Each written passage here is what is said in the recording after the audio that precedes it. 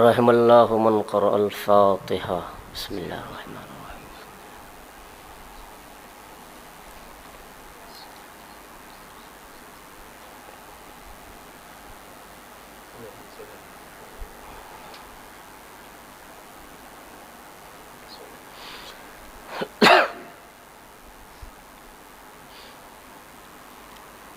لا حول ولا قوة إلا بالله العلي العظيم. أعوذ بالله من الشيطان اللعين الرجيم. بسم الله الرحمن الرحيم. الحمد لله رب العالمين بارئ الخلائق أجمعين فاطر السماوات والأرضين باعث الانبیاء والمرسلین الذی تفرد بالاولیة والقدم ووسما كل شيء ما عداه بالفناء والعدم ثم الصلاة والسلام والتحية والإكرام على الرسول النبي الأمي المكي القرشي الحاشمي الأبته التهامي السيد البهي السراج المضيء الكوكب الدري صاحب الوقار والسكينة المدفون بأرض المدينة العبد المؤيد والرسول المسدد المصطفى الأمجد المحمود الأحمد أبي القاسم مصطفى محمد اللهم صل على محمد وعلى أهل بيته الطيبين الطاهرين المعصومين المظلومين ولعنة الله على أعدائهم وغاصبي حقوقهم ومنكري فضائلهم وأعدائهم أجمعين. أما بعد فقد قال الله الحكيم في كتابه الكريم وهو أصدق القائلين وقوله الحق. بسم الله الرحمن الرحيم. فاذکرونی واذکرکم واشکروا لی ولا تکفرون. صلوات پڑھ دیں عمر محمد وآل محمد. اللہم صل علی محمد وآل محمد. رب العزت پروردگار عالم اپنے بندوں کو ایک حقیقت کی طرف ہدایت کرنا چاہتا ہے اور آواز دے رہا ہے کہ دیکھو تم میرے ذاکر بن جاؤ میں تمہارا ذاکر بن جاؤں گا، تم میرا تذکرہ کرو میں تمہارا تذکرہ کروں گا، اور دیکھو تم میری نعمتوں کا گاہے بگاہے تذکرہ کرتے رہنا اور کفران نعمت نہ کرنا. وہ رب کریم جس کا یہ شیوا اور ترا رہا ہے کہ اس نے انسانوں کی ہدایت اور بشریت کی رہبری اور رہنمائی کے لیے یہ انبیاء و مرسلین کا ایک طویل ترین سلسلہ قائم کیا، آدم سے لے کے خاتم تک، خاتم کے بعد ہمارے 12 ائمہ جن کے ذریعے سے اس پرخطر اور پرفتن دنیا کو ہدایت اور رہبری کی طرف لانے کے لیے نبی کے بعد ان کا وسیع اور جانشین بنایا. وہی پروردگار عالم یہ چاہتا ہے کہ انسان اس دنیا میں، اس سماج میں، اس معاشرے میں رہیں تو ہمارے نبیوں، انبیاء اور ائمہ کی سیرتوں پر گامزن رہیں اور ان کا ہر لمحہ، ان کا ہر وقت انبیاء کی سیرت اور ائمہ کی پیروی میں گزرے.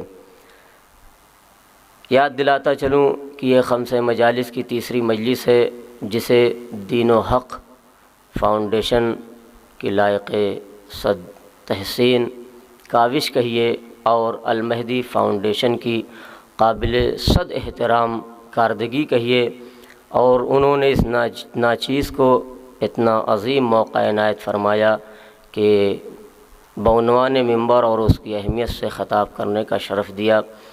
اور اس خمسہ مجالس کی تیسری مجلس بعنوان منبر اور اہمیت منبر، میں تھوڑا سا یاد دہانی کے لیے بس یاد دلاتا چلوں کہ کل کی مجلس میں نے یہ کہا تھا کہ جب پیغمبر اسلام کے بعد خلافت کا سنگین مسئلہ کچھ ایسے ہاتھوں میں پہنچ گیا اور وہاں سے ہوتا ہوا جب مولائے کائنات کی بارگاہ میں پھر آیا تو میں نے کہا تھا کہ مولا نے کیوں لیا.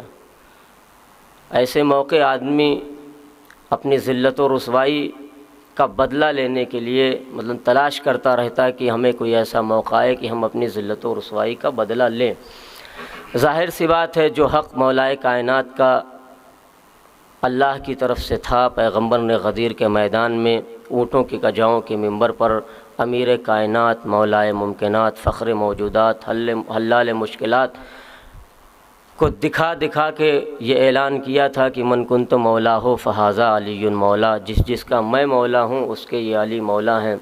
اب ظاہر سی بات ہے جب 24 سال تک مولا کو خلافت سے دور رکھا گیا تو آج جب کاسے خلافت لے کر مولا کائنات کے دروازے پر حکومت کی بھیک لینے کے لیے کھڑے ہوئے ہیں، تو ایسے میں امیر کائنات، مولا ممکنات، حلال مشکلات، فخر موجودات، بدر کے غازی، احد کے کل ایمان، خندق کے سب کو کیا کرنا چاہیے تھا؟ بدلہ تو یہی ہوتا کہ مولا منع کر دیتے کہ جاؤ جسے بھی خلیفہ بنانا ہو، جس غیرے کو بھی بنانا ہو بنا سکتے ہو، میں یہ خلافت نہیں لوں گا۔ مگر میں نے کہا تھا مولا کائنات نے خلافت لی، اور مولانا رومی نے اپنے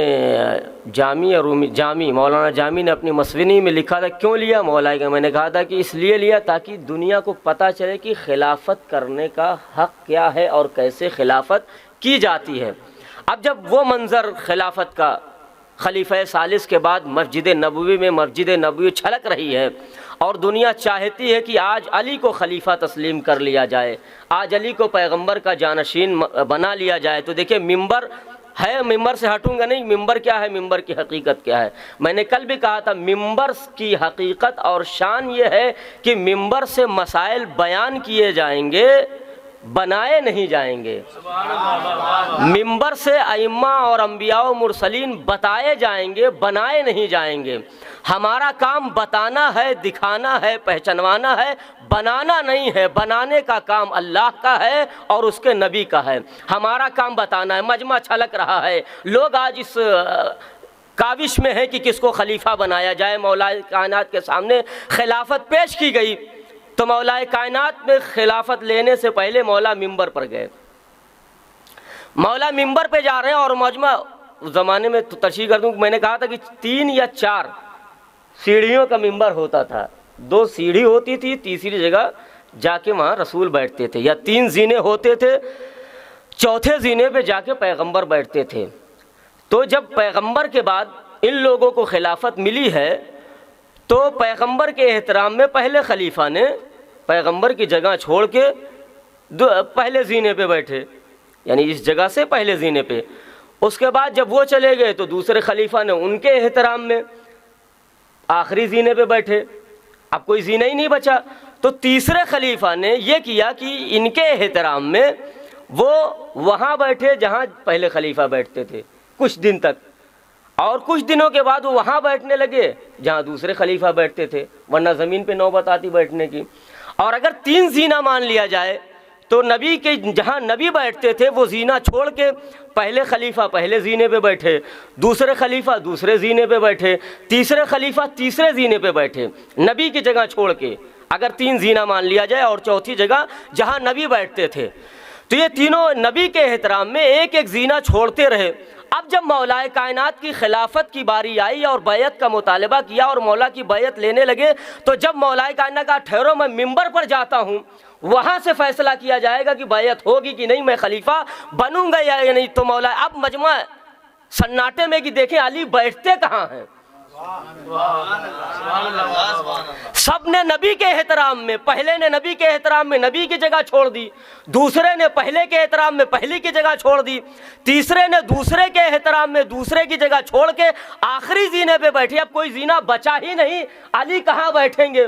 مجمع حیران ہے، مبہوت ہے، سناٹے کی حکمرانی ہے، دیکھیں علی کہاں بیٹھتے ہیں۔ سب نے نبی کے احترام میں نبی کی جگہ چھوڑ دی، کسی نے کسی کے احترام میں کوئی جگہ چھوڑا۔ مجمع پھٹی ہوئی آنکھوں سے دیکھ رہا ہے کہ علی کہاں بیٹھتے ہیں۔ ایک مرتبہ مولا کائنات مجمع کو چیرتے ہوئے ممبر کی اہمیت سمجھیے، اور کون جانشین پیغمبر ہے، ممبر کی اہمیت کیا ہے، ممبر کی حقیقت کیا ہے۔ عزیزان ایک جملہ کہہ کے اور آگے بڑھا دوں، ممبر کا کام وہ ہے، ممبر اہل بیت کا محتاج ہے۔ اہل بیت اپنے اقدار میں اور اپنی بلندی میں ممبر کے محتاج نہیں ہیں۔ منبر جب تک اہل بیت کی طرف منسوب کیا جاتا رہے گا منبر کہلائے گا، ورنہ لکڑیوں کا ڈھانچہ رہے گا۔ تو یہ نہ کوئی سمجھے کہ اہل بیت منبر کے محتاج ہے، نہیں، اہل بیت جہاں بیٹھ جائیں وہی منبر ہے، اہل بیت کی شان جہاں سے بیان کی جائے وہی منبر ہے۔ اب دنیا حیران ہے، مجمع سناٹے میں ہے کہ دیکھتے ہیں علی ابو طالب کا لال کہاں بیٹھتا ہے، اب جگہ نہیں ہے، علی ہو سکتا ہے فرش نشی ہو جائیں، زمین پر بیٹھ جائیں، ہو سکتا ہے بھوک مار کر تولیہ سے صاف کر ردا صاف کر کے اپنی ردا پہ بیٹھیں گے، مگر نہیں، مجمع حیران ہے، دیکھ رہا ہے علی کہاں بیٹھتے ہیں۔ ایک مرتبہ میرا مولا مجمع کو چیرتا ہوا ایک مرتبہ پہلے زینے پہ علی نے قدم رکھا، مجمع میں سناٹا، مجمع میں حیرانی ہے، ارے علی یہ کیا کہہ رہے ہیں، یہ کیا تماشا ہو رہا ہے۔ اب تک کے خلافتوں نے پیغمبر کے احترام میں ساری جگہیں چھوڑ دی تھی، پیغمبر کی جگہ کوئی نہیں بیٹھا، علی قدم بڑھاتے جاتے ہیں، پہلے زینے پہ قدم رکھا، دوسرے زینے پہ قدم رکھا، تیسرے زینے پہ قدم رکھا، مجمع میں حیرانی بڑھ گئی۔ ایک مرتبہ اب وہی میں جیسے پڑھتا ہوں ویسے ہی پڑھوں، ورنہ نام لینے کی ضرورت، خالد نے کوہنی ماری ہوگی، اما دیکھ رہے ہو علی کی جرأت کو، دیکھ رہے ہو کہاں بیٹھنے جا رہے ہیں۔ ادھر سے زید نے کوہنی ماری ہوگی اپنے ساتھی کو کہ دیکھ رہے ہو علی کی مجال کتنی بڑھ گئی ہے، علی کہاں بیٹھنے جا رہے ہیں۔ مگر علی دنیا سے بے نیاز، جسے کسی کی حاجت ہی نہیں ہے، نہ وہ منبر کا محتاج ہے، نہ کرسی کا محتاج ہے، نہ تخت کا محتاج ہے، نہ قدرت کا محتاج ہے، وہ تو اس کے یہاں سے بے نیاز بندہ بن کے آیا تھا۔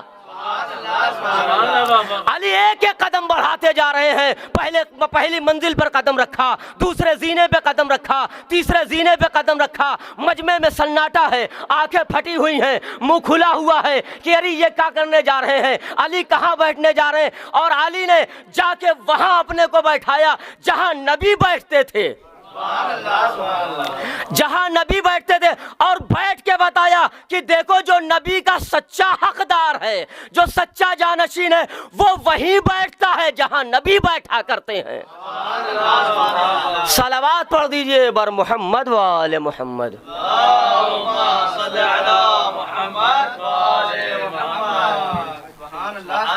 ایک اور صلوات پڑھ دیجئے بر محمد و آل محمد۔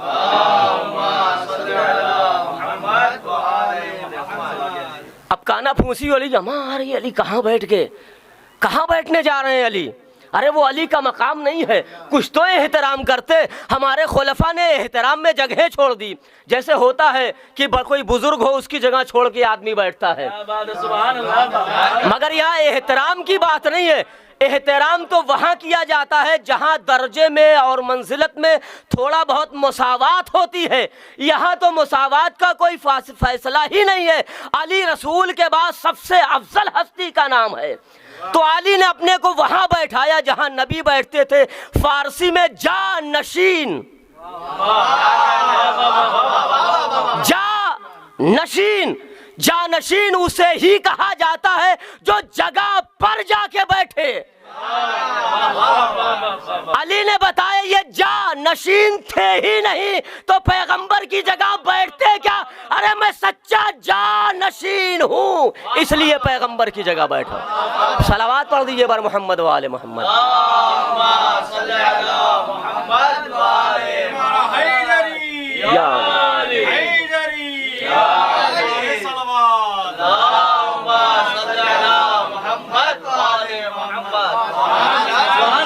میں نے کہا نسبت منبر کی طرف نسبت دی جاتی ہے کہ یہ منبر رسول، تب اہمیت کے قابل کہا جاتا ہے، یہ منبر نبوی تب اہمیت کے قابل کہا جاتا ہے، یہ منبر عدالت ہے تب منزلت کے قابل ہے کہا جاتا ہے، یہ منبر قضاوت ہے تب اس کی اہمیت بڑھ جاتی ہے کہا جاتا ہے، یہ مسجد کا منبر ہے تب اس کی اہمیت بڑھ جاتی ہے، یہ جامع کا منبر ہے تب اس کی اہمیت بڑھ جاتی ہے، یہ غدیر کا منبر ہے تب اس کی اہمیت بڑھ جاتی ہے، یہ منبر حسینی ہے تب اس کی اہمیت بڑھ جاتی ہے۔ اس کا مطلب منبر کی اہمیت منبر ہونے کی وجہ سے نہیں ہے، شکل اور اشکال ہونے کی وجہ سے نہیں ہے، جب تک یہ کسی کی طرف منسوب نہ ہو تب تک منبر افضلیت اور اہمیت کے قابل نہیں ہے۔ ممبر افضلیت اور اہمیت کے قابل نہیں جب تک کسی کی طرف منسوب نہ کیا جائے، جب تک اس کی نسبت کسی کی طرف نہ ہو ممبر ممبر نہیں کہا جاتا۔ یہ اور بات ہے جب ہم علی کی ولایت کا اعلان کرتے ہیں تو اگر ممبر نہ بھی ہو تو علی کی ولایت کے لیے غدیر میں اونٹوں کی کجاؤں کا ممبر بنایا جاتا ہے۔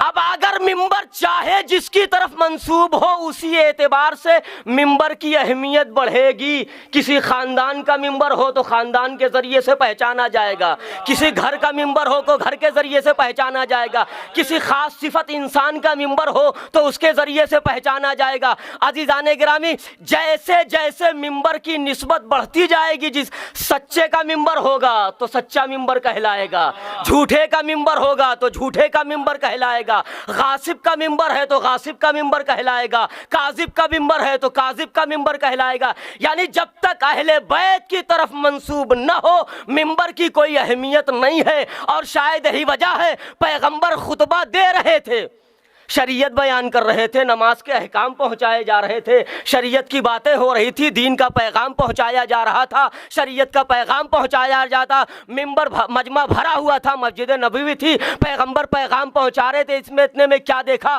کہ چھوٹا نواسا آیا ہے اور الجھ کے گر رہا ہے۔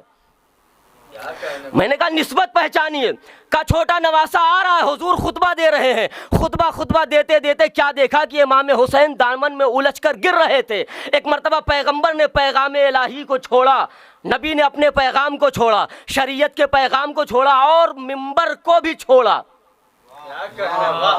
ممبر کو بھی چھوڑا۔ اور ممبر کو چھوڑنے کے بعد امام حسین کو اٹھایا اور اٹھانے کے بعد پھر ممبر پہ آئے۔ میں کہوں گا یا رسول اللہ، کسی نبی کے کسی مجمع میں صحابی سے کہہ دیتے حسین کو اٹھا لیتا کہ میرا حسین گر رہا ہے، میرا نواسا گر رہا ہے، اسے اٹھا لو۔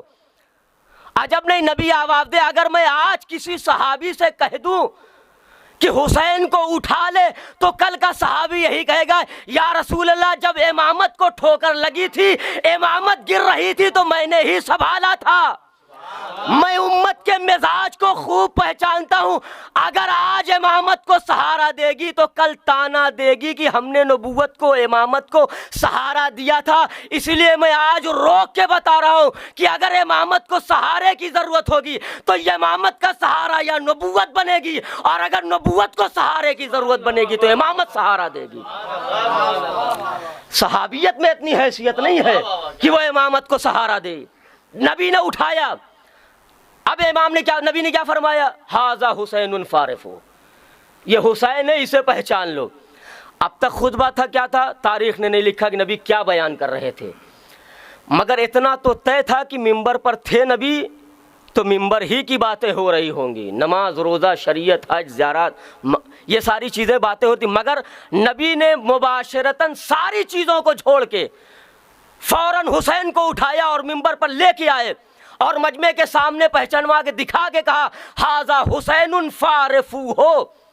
عزیزان گرامی، کون گر رہا تھا؟ حسین گر رہے تھے۔ صحابی سے کہہ دیتے اٹھا لیتے، ممبر کو چھوڑنے کی ضرورت کیا تھی؟ قطع کلام کرنے کی ضرورت کیا تھی؟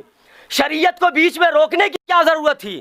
پیغام خداوندی کو توڑنے کی ضرورت کیا تھی؟ بس عجب نہیں، نبی آواز دے پہچان لو، یہ اہل بیت وہ ہیں جن کے لیے ممبر کو چھوڑا بھی جا سکتا ہے، اس لیے کہ ممبر کی اہمیت اہل بیت سے ہے، اہل بیت سے ممبر کی اہمیت ہے، اہل بیت سے ممبر کی اہمیت ہے، اہل بیت کی اہمیت ممبر سے نہیں ہے۔ اچھا دیکھیے جگہ کتنی معتبر ہوتی ہے، اہل بیت کی جگہ ہے، اہل بیت بیٹھیں گے، نبی کی جگہ ہے، نبی بیٹھیں گے، یا نبی جیسا جو ہوگا، میں نے اس دن بھی بیان کر، جو ہم فکر نبوت ہو، ہم فکر امامت ہو، ہم خیال نبوت ہو، جس کا مزاج نبوت سے ملتا ہو، جس کی فکر نبوت سے ملتی ہو، جس کا کردار نبوت سے ملتا ہو۔ میں نے اس دن بھی کہا تھا کہ عمر ابن عبدالعزیز جسے امام محمد باقر علیہ السلام نے نجیب و بنی امیہ کہا ہے،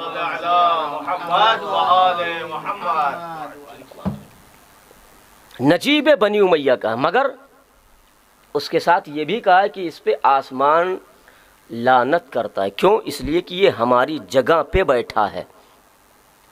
ٹھیک ہے فیدک واپس کیا ہے، ٹھیک ہے سب وہ شتم جو مولا کائنات پہ ہو رہے تھے اس کو ختم کیا، اس کو روکا ہے، مگر چونکہ ہماری جگہ پہ بیٹھا رہا اس لیے لعنت کا مستحق ہے اور آسمان اس پر لعنت کرتے ہیں۔ اس کا مطلب یہ کسی کی جگہ پہ بیٹھنا کتنا جرم ہے، کتنا بڑا جرم ہے، یہ آپ ہی پہچانتے ہیں۔ جرم تو بیٹھنا تو اور بات ہے، اگر کوئی جگہ ممبر کی جگہ پہ کون آئے گا؟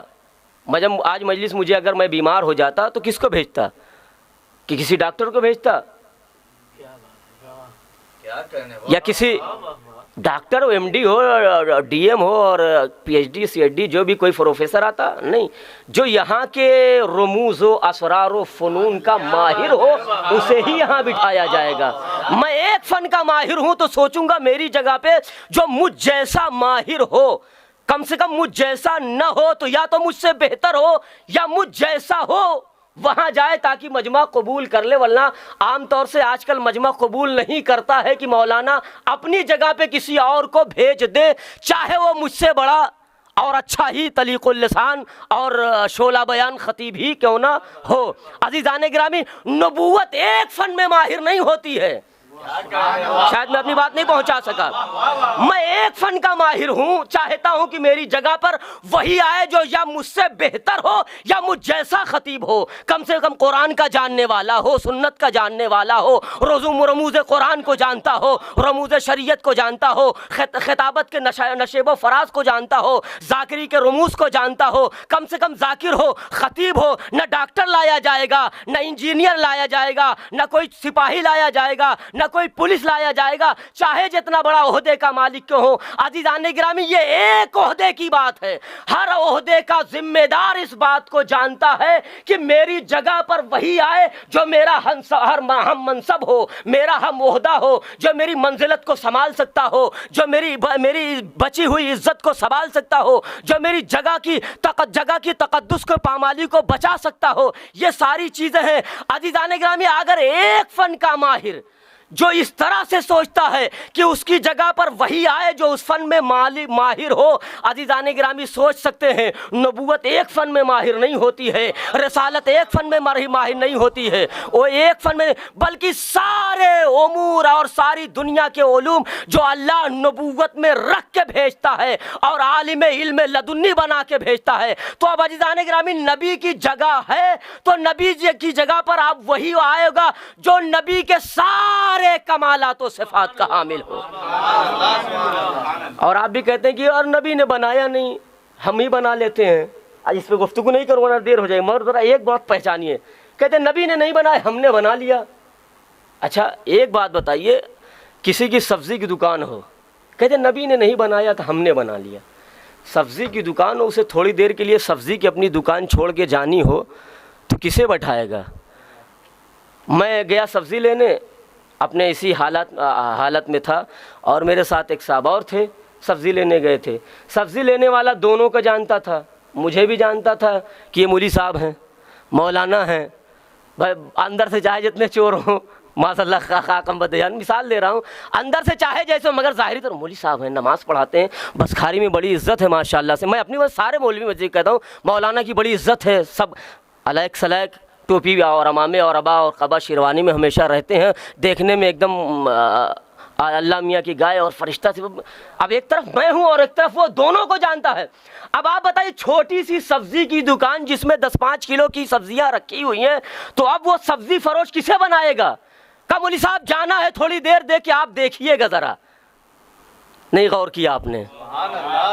5 کلو کی سبزی ٹوکری میں رکھی ہوئی ہے اور یہ بنیا اور بقال اتنا بہتر جانتا ہے کہ اگر مجھے اپنے سامان کو صحیح سلامت لینا ہے تو کسی ایسے امین اور امانت دار ہاتھ میں دینا ہے جو میری 5 کلو کی سبزی کو صحیح سلامت مجھ تک پہنچا سکے۔ اب وہ دیکھ رہا ہے مولوی صاحب امامے میں ہیں، قبا میں ہیں، ٹوپی شیروانی میں ہیں، بسکھاری میں عزت ہے، ماحول اچھا ہے، صاحب سلامت ہے، لوگ علیک سلیک علیہ کہتے ہیں، انہیں جانتے ہیں، انہیں پہچانتے ہیں، جمعے کی نماز پڑھاتے ہیں، مغربین کی نماز پہنچاتے ہیں، بڑے امین ہیں، بڑے امانت دار ہیں، بڑے سچے ہیں، معاملات میں کمی نہیں کرتے ہیں، باتوں میں دروغ گوئی سے کام نہیں لیتے ہیں، جھوٹ بولتے نہیں ہیں، بڑا وقار ہے، بڑی تقدیس ہے، بڑا مقدس ہے، بڑی ہستی ہے، بڑے چاہنے والے ہیں، بڑے ماننے والے ہیں۔ میں نے پلٹ کے کہا، سبزی فروش یہ بتا، تجھے اپنی 5 کلو کی سبزی کی حفاظت کے لیے، امانت داری کے لیے تو نے مجھے ہی کیوں چنا؟ کہا اس کو کیوں نہیں چنا؟ کہا مولوی صاحب آپ نہیں جانتے، میں نے اسے دیکھا ہے، جھوٹ بولتے ہوئے دیکھا ہے، امانت میں خیانت کرتے ہوئے دیکھا ہے، شراب پیتے ہوئے دیکھا ہے، جوا کھیلتے ہوئے دیکھا ہے، جھوٹ بولتے ہوئے دیکھا ہے، بدتمیزی کرتے ہوئے دیکھا ہے، لڑائی کرتے ہوئے دیکھا۔ کہا مولانا 5 کلو کی سبزی ہے مگر اس کی حفاظت کے لیے امانت دار کی ضرورت ہے۔ میں کہوں گا دنیا والوں کتنے بے غیرت ہو گئے ہو، 5 کلو سبزی کے لیے سبزی فروش کا ذہن اتنا کامل ہے کہ وہ ایک امانت دار کو تلاش کرتا ہے۔ ارے اتنا بڑا کاروبار حیات ہے، پیغمبر کو کیسے گوارا ہو بغیر کسی امین کو بنائے ہوئے اپنا یہ اتنا بڑا کاروبار چھوڑ کے چلے جائے اور کسی امین کو خلیفہ نہ بنائے؟ صلوات پڑھ دیجئے بر محمد و آل محمد۔ نعرہ حیدری، نعرہ صلوات۔ کامیاب 5 کلو کی سبزی، چھوٹا چھوٹا، یہی کی نجف کی مثال لے لیجئے، چھوٹے چھوٹے ادارے ہیں، مدیر ہیں، اتنی دھمکیاں ہیں، اتنی گھڑکیاں ہیں،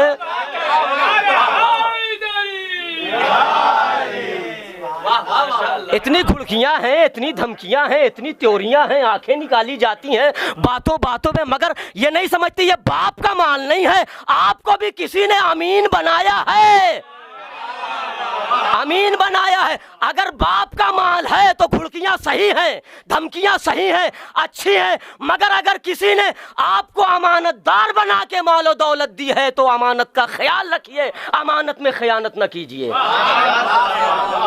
تو چونکہ بات آ گئی تھی اس لیے ایک صلوات پڑھ دیجئے بر محمد و آل محمد۔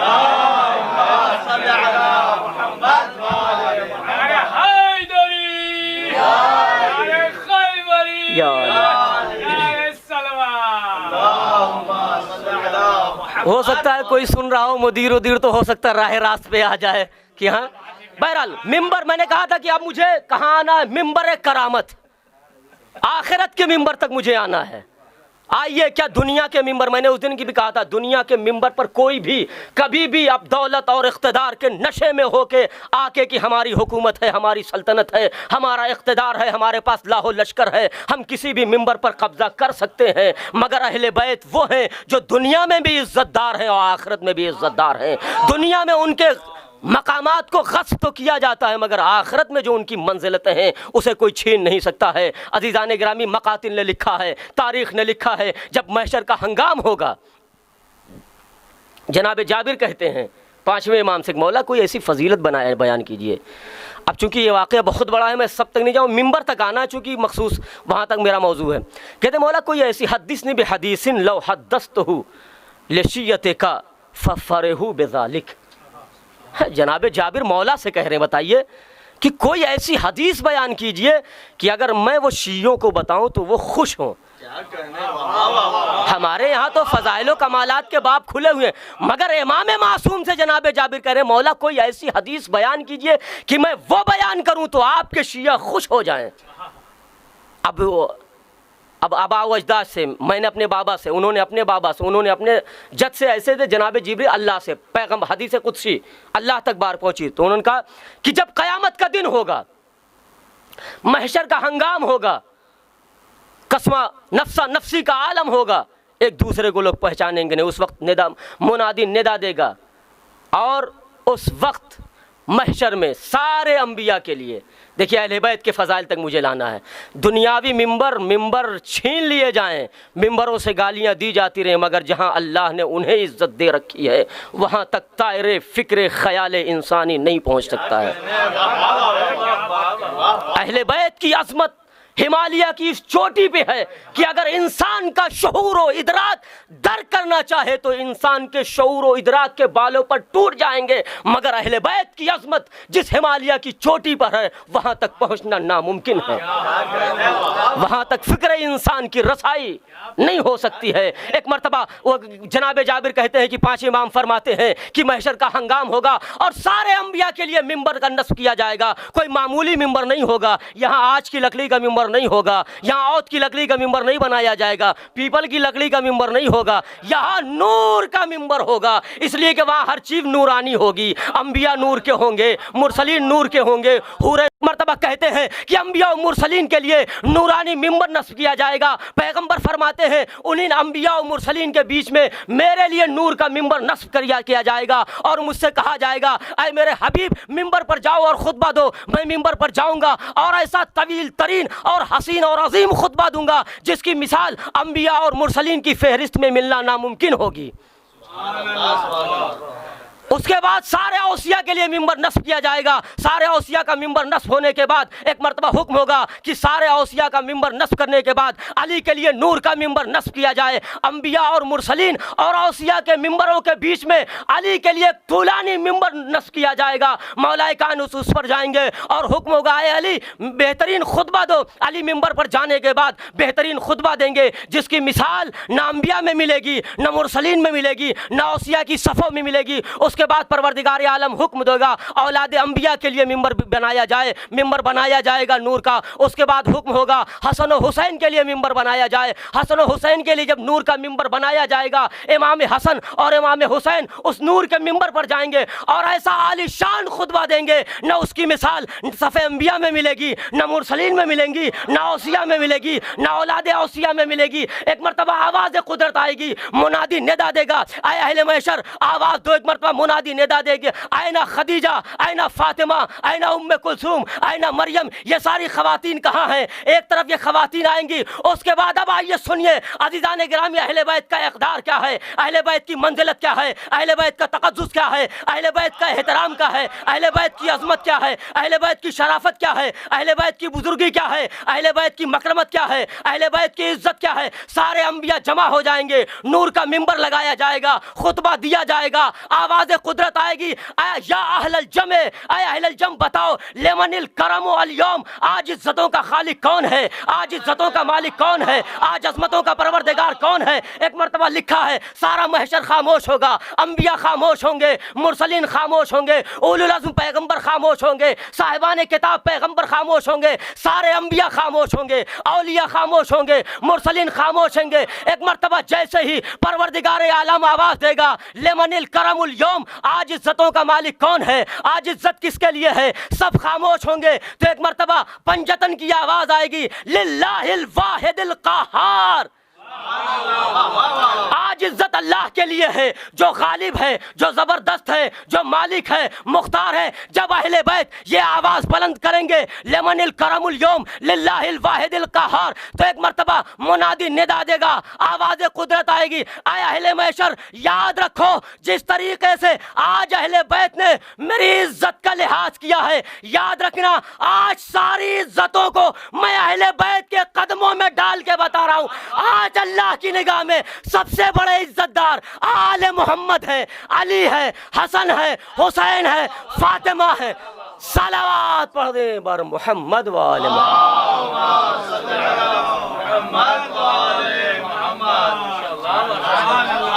لمن الکرم اليوم، آج عزتوں کا مالک کون ہے، آج عزتوں کا خالق کون ہے۔ آواز آئے گی للہ الواحد القہار، اس اللہ کے لیے ہے جو ایک ہے، اکتا ہے، منفرد ہے، فرید ہے، بے نیاز ہے، یکتے روزگار ہے، قہار ہے، زبردست ہے، غالب ہے، ساری قوتوں کا مالک ہے، جس کے صدقہ قبض قدرت میں سارا اختیار ہے۔ آواز آئے گی آج ساری عزتیں میں اللہ محمد کو دے رہا ہوں، علی کو دے رہا ہوں، حسن کو دے رہا ہوں، حسین کو دے رہا ہوں۔ بس میں نے ختم کیا۔ عزیزان گرامی، یہ وہی اہل بیت ہیں جن کی عزت و عظمت و وقار و مکرمت و فضیلت و بزرگی و شرف کے لیے اللہ نے اس کائنات کو زیور وجود سے آراستہ کیا ہے۔ اہل بیت نہ ہوتے تو دنیا خلق نہ کی جاتی، تو جن کے درجے اور رتبے سوا ہوتے ہیں ان کی مشکلیں بھی سوا ہوتی ہیں۔ جتنی عظمتیں بڑی، جتنی منزلتیں بڑی ہیں، اتنے بڑے مصائب ہیں۔ عزیزان گرامی، میں نے کل بھی جناب سید سجاد کے مصائب پڑھے تھے، کتنا مظلوم ہے میرا امام، 23 برس کا سن ہے مگر مصیبتیں اتنی ہیں، نگاہوں کے سامنے ماؤں اور بیٹیوں کو برہنہ بے مقنع چادر، کبھی شرابی کے دربار میں، کبھی جواریوں کے بازار میں بے مقنع چادر برہنہ سر پھرایا جا رہا۔ یہ تو سید سجاد کا کلیجہ تھا، یہ وہی مصیبت تھی جس نے سید سجاد کو بوڑھا کر دیا ہے، جس نے سید سجاد کو بوڑھا کر دیا ہے۔ روتے رہے اپنے بابا کو، ہائے میرا بابا پیاسا مارا گیا، ہائے میرا بابا بھوکا مارا گیا۔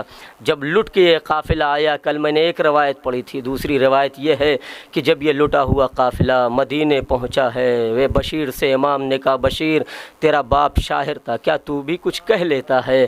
کہا ہاں مولا کچھ کہہ لیتا ہوں۔ کہا جا مدینے میں منادی دے دے کہ حسین کا وہ قافلہ جو 28 رجب کو چلا تھا لٹ کے مدینے آ گیا ہے، آؤ آؤ۔ وہ قافلہ مدینے کے باہر روکا گیا ہے، بشیر نے منادی دی۔ ایک مرتبہ مقاتل نے لکھا ام البنین ادھر سے چلی، ادھر سے محمد حنفیہ چلے۔